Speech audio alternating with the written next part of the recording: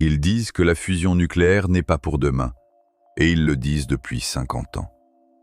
Mais si c'est le cas, pourquoi des milliards sont-ils soudainement investis dans des startups spécialisées dans la fusion? Eh bien, pour former des ingénieurs, certes, mais il y a une raison pour laquelle les jeunes technophiles sont si optimistes quant à la fusion. En effet, les défis technologiques ont été progressivement surmontés et dans de nombreux cas résolus au cours des dernières décennies. Il ne reste plus vraiment d'obstacles insurmontables.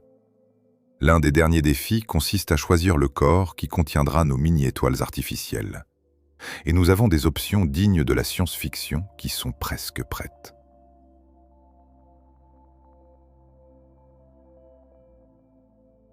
Salut tout le monde, petite mise à jour avant de commencer. Nous avons constaté que l'algorithme de YouTube ne met pas autant en avant nos épisodes au sein de la communauté. Nous menons donc une expérience au cours des prochains épisodes afin de tester l'impact de l'augmentation des j'aime et des commentaires sur le partage. Si vous souhaitez participer à cette expérience, cliquez sur j'aime et ou laissez un commentaire. Si vous êtes nouveau et que vous appréciez cette chaîne, abonnez-vous et activez la cloche. Nous analyserons les résultats et vous ferons un compte-rendu après quelques épisodes. Solaire.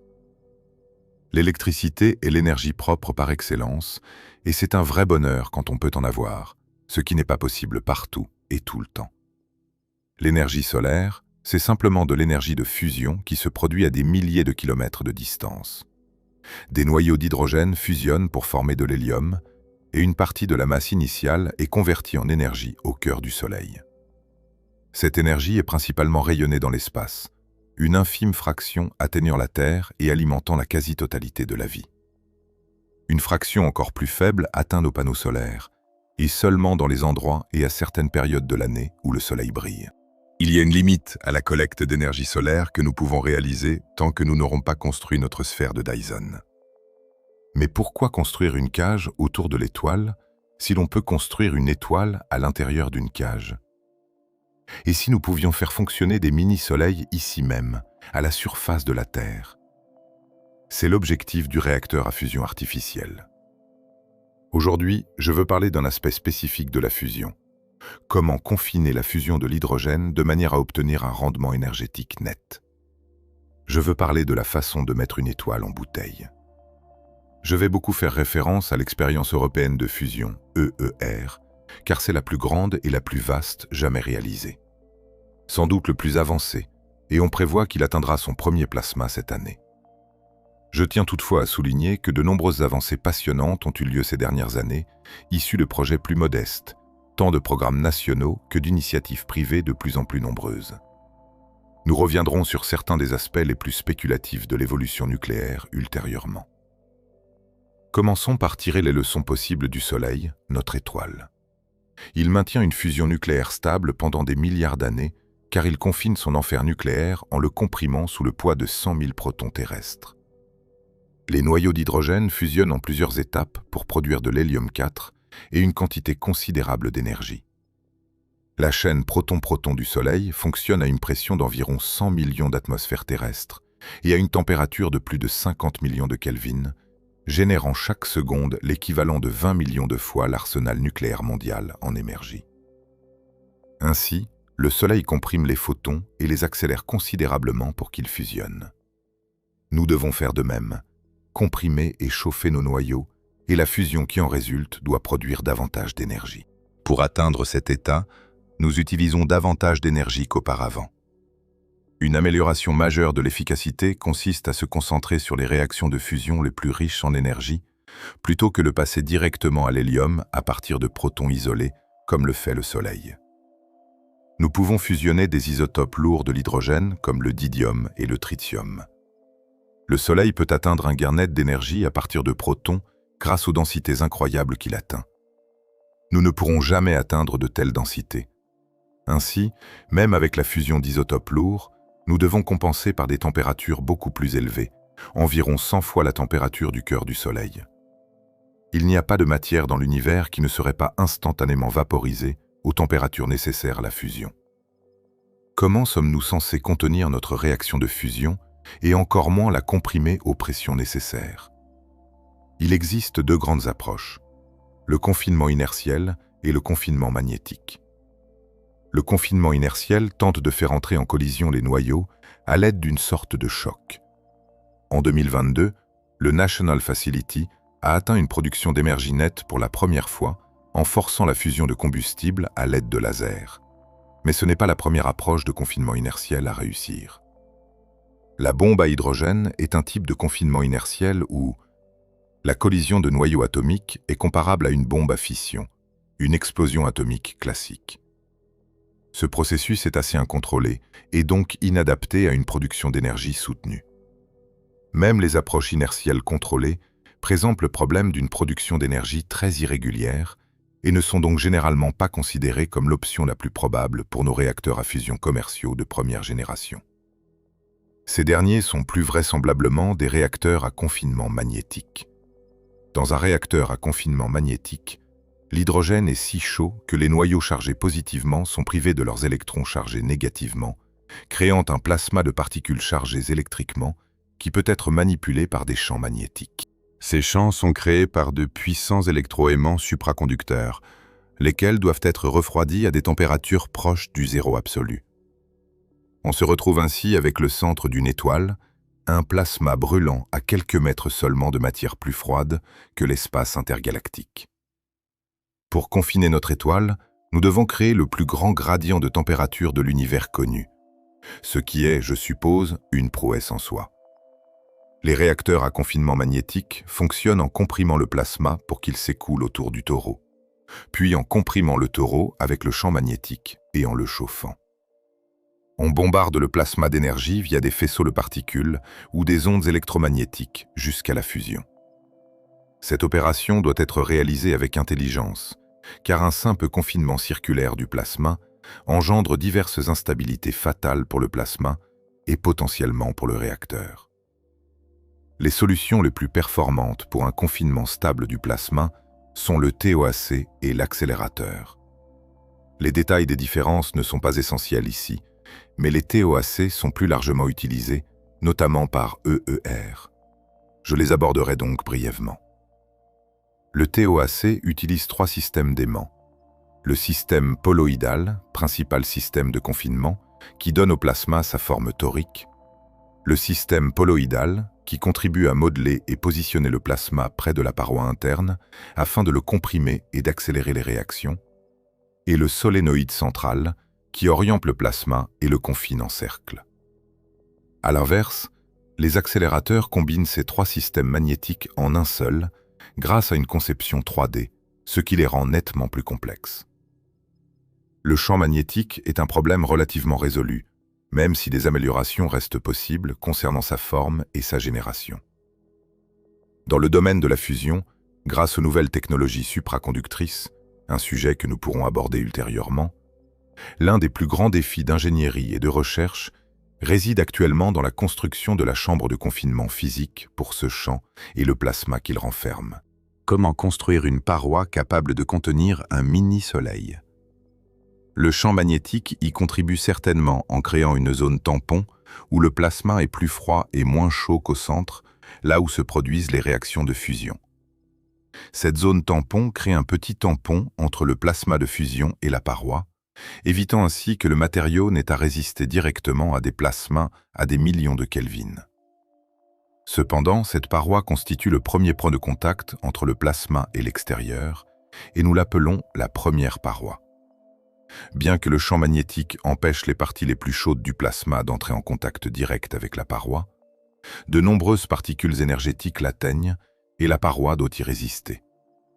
Elle doit ensuite capter la chaleur générée par ce rayonnement incident et la transporter vers un endroit utile pour produire de l'énergie.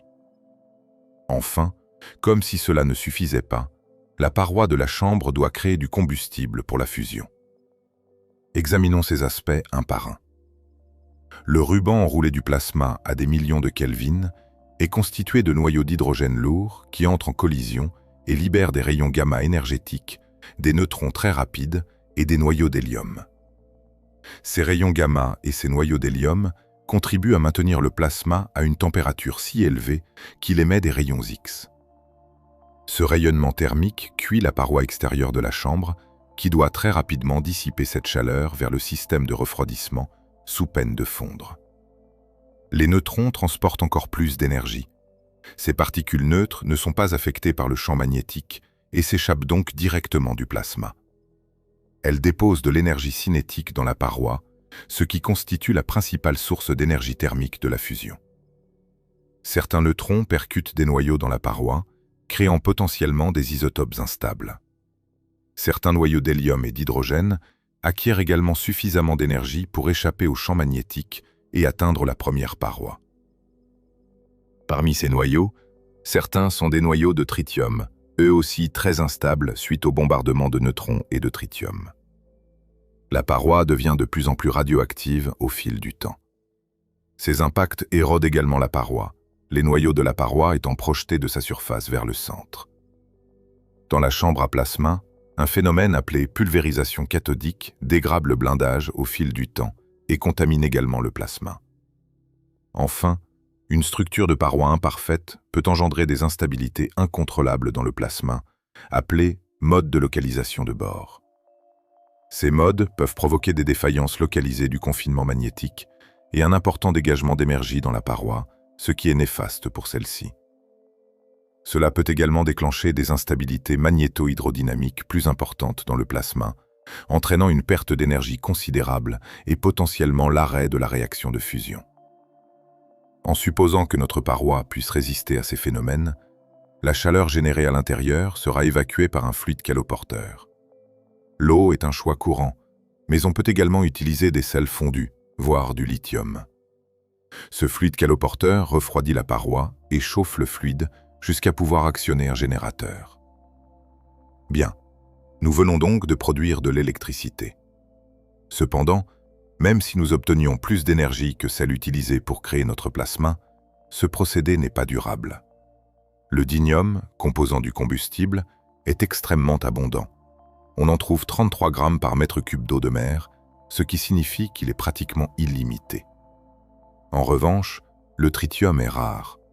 Sa demi-vie étant de 12 ans, le tritium est quasiment inexistant. Le réacteur doit donc produire son propre tritium, ce qui n'est pas très compliqué. Un neutron percute un noyau de lithium, le divisant en deux. L'astuce consiste à placer une couche de lithium derrière la première paroi. Cette paroi ralentit les neutrons issus de la réaction de fusion, leur ôtant une partie de leur énergie. Les neutrons percutent ensuite le lithium et produisent du tritium. Bien sûr, le lithium doit être remplacé, mais heureusement, il est relativement abondant. On en trouve en quantité suffisante pour des milliers d'années dans le sol et des millions dans l'océan. Un problème majeur est que la réaction de fusion ne produit pas assez de neutrons pour générer une quantité suffisante de tritium de façon durable. Pour y remédier, un multiplicateur de neutrons est nécessaire. Il s'agit d'une couche de matériaux qui amplifie le flux de neutrons. Un neutron entre et deux sortent pour alimenter le générateur de tritium. Ainsi, la réaction de fusion remplace le tritium qu'elle consomme. Maintenant que nous connaissons tous les miracles que la paroi du réacteur doit accomplir, examinons les options de matériaux. Le choix le plus traditionnel est... Dans un réacteur à fusion, la première paroi est constituée de tungstène. Ce métal est structurellement résistant et possède la température de fusion la plus élevée de tous les métaux, ce qui lui permet de rester solide sous un bombardement intense. De plus, il est moins susceptible de retenir le tritium radioactif que d'autres matériaux et, surtout, son taux de pulvérisation est faible, ce qui réduit le nombre de noyaux de tungstène éjectés dans le plasma. Cependant, il présente une faiblesse majeure concernant la pulvérisation. Les atomes de tungstène qui rejoignent le plasma ont un effet néfaste.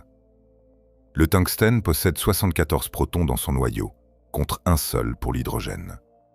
Cela signifie que les électrons du tungstène sont beaucoup plus fortement liés. Ainsi, tandis que l'hydrogène du plasma est totalement ionisé et libéré de ses électrons, l'atome de tungstène conserve 20 à 30 électrons, même à l'intérieur du plasma.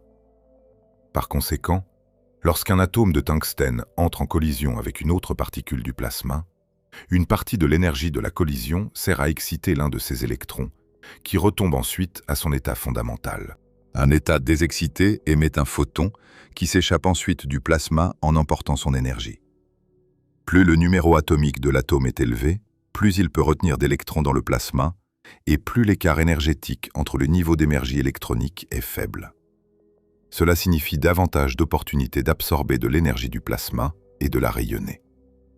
Cet effet est appelé refroidissement par émission de raies et constitue un moyen rapide de perdre beaucoup d'énergie du plasma.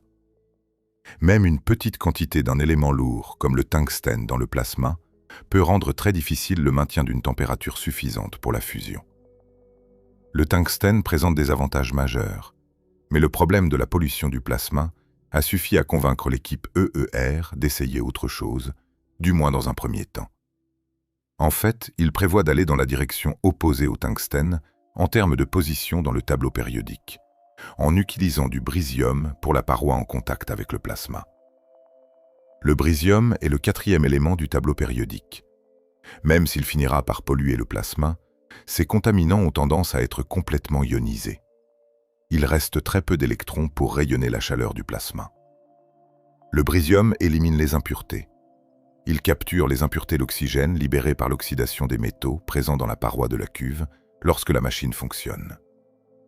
L'oxygène dans le plasma peut entraîner son refroidissement, tout comme pour le tungstène. Le burum présente d'autres avantages majeurs. Sa conductivité thermique extrêmement élevée lui permet de transférer rapidement la chaleur de la surface avant exposée au plasma vers la surface arrière grâce au système de refroidissement. L'un des avantages les plus convaincants du burum est son rôle de multiplicateur de neutrons, doublant ainsi le nombre de neutrons disponibles pour la production de tritium. Quel est donc l'inconvénient? Le burum a un taux de pulvérisation beaucoup plus élevé que le tungstène. Même si les impuretés éjectées n'endommagent pas autant le plasma, la surface du borum s'érode beaucoup plus rapidement que celle du tungstène, ce qui implique un remplacement plus fréquent de la paroi. De plus, les fluctuations du plasma induisent des courants électriques dans la paroi en borum. Ces courants subissent des forces importantes dans le champ magnétique du strontium, ce qui peut endommager la paroi et même provoquer sa défaillance pendant le fonctionnement du réacteur. Un inconvénient majeur du borum est l'érosion extrêmement toxique de la paroi remplit la chambre de réaction de poussière de bore, qui ne doit en aucun cas s'échapper du réacteur si l'on veut maintenir les ingénieurs nucléaires opérationnels. Enfin, le bore est extrêmement rare. L'EER aurait besoin de 12 tonnes de ce matériau pour la première paroi. L'EER avait initialement prévu une première paroi en bore, mais en 2023, ils ont décidé que les inconvénients l'emportaient sur les avantages et sont revenus au bon vieux tungstène. C'est un choix assez sûr pour l'EER en tant qu'installation expérimentale. Mais pour la fusion commerciale, un multiplicateur de neutrons alimentant le réacteur à ionisation est nécessaire et l'EER teste actuellement diverses options. Nous avons donc toujours le problème de la pollution du plasma par le tungstène. Il existe d'autres options pour la surface en contact avec le plasma. Le bore retient actuellement le plus l'attention de l'équipe de l'EER, car c'est l'élément le plus léger après le bore. L'idée est de construire une paroi en tungstène, puis de saupoudrer un peu de poudre de bore dans le réacteur pendant son fonctionnement. Celle-ci devrait s'évaporer et recouvrir la paroi, réduisant ainsi la quantité de bore.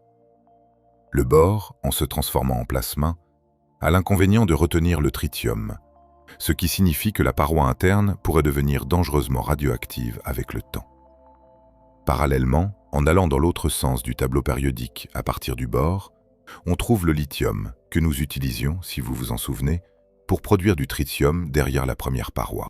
À première vue, le lithium semble incompatible avec une paroi exposée au plasma, car le lithium métallique a un point de fusion de 82 degrés Celsius. Mais qui a dit que la première paroi devait absolument être solide? Il existe cette idée de recouvrir la chambre du réacteur d'une couche de lithium liquide, ce qui présente de nombreux avantages. Il est pratiquement impossible d'endommager la structure d'un liquide. Essayez donc de frapper un lac avec un marteau et vous verrez. Les noyaux de lithium se retrouveraient dans le plasma au lieu du tungstène situé derrière, ce qui est en fait bénéfique pour le plasma. Atteindre la température de fusion exige que les physiciens ajoutent de grandes quantités d'énergie, à la fois avec des champs électromagnétiques et avec des injecteurs de faisceaux neutres. Des expériences comme l'expérience lithium-toate bêta au laboratoire de physique des plasmas de Princeton, suggère qu'une petite quantité de lithium dans le plasma pourrait faciliter l'atteinte de la température requise. Finalement, le lithium il pourrait même servir de fluide de refroidissement et de générateur de tritium s'il se déplaçait à travers et derrière la paroi en tungstène. Comme je l'ai dit, il est censé produire son premier plasma cette année, mais on prévoit qu'il attendra sa première réaction de fusion en 2035 en fusionnant 2 noyaux de dium pour produire de l'hélium-3. Sa première réaction de fusion dium-tritium de qualité commerciale est prévue pour 2039. Si tout cela fonctionne, alors je suppose que nous en construirons beaucoup. Mais il est également possible que l'une des nombreuses petites entreprises le batte. Ils font certainement de grandes promesses, certains prévoyant la première fusion dans les prochaines années, mais c'est une histoire pour un autre épisode. Personnellement, je me fiche de savoir qui gagne. Je veux juste mon énergie libre infinie pour pouvoir entraîner un être divin à prendre le contrôle de l'écriture de l'espace-temps. Merci à Radiocode pour son soutien à PBS. Si vous recherchez un nouveau passe-temps scientifique, Radiocode est un gadget conçu pour tous les passionnés de sciences naturelles. Radiocode est un détecteur de rayonnement portable qui permet de démarrer rapidement. Vous pouvez maintenant non seulement localiser rapidement la source de rayonnement, mais aussi identifier les isotopes. Des éléments tels que le césium-137, le thorium-232, le radium-226 et bien d'autres sont présents. L'application multifonctionnelle incluse avec l'appareil fonctionne sur iOS ou Android et facilite l'exploration et la recherche en vous permettant d'enregistrer les traces GPS radioactives sur des cartes, de tenir un journal de mesure, d'analyser les spectres, de créer des graphiques et de construire des spectrogrammes. Vous pouvez en savoir plus sur Radiocode en suivant le lien dans la description et le commentaire épinglé ci-dessous.